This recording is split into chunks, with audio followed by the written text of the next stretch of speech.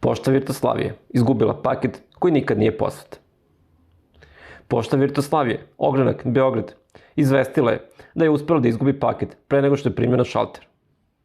Zaposleni tvrde da je paket misteriozno nestao iz sistema, iako ga niko nije predao, popunio obrazac niti pomislio na slanje.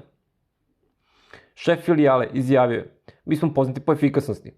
U drugim državama prvo moraju da prime paket da bi ga izgubili. Mi idemo korak dalje." U toku je minut ćutanja za nesuđeni paket.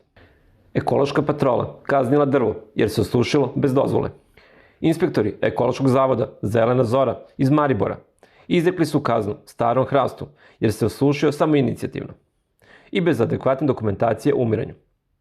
U zapisniku stoji: "Sušenje stabla mora biti najavljeno najmanje 15 dana ranije, uz medicinsku potvrdu šumara."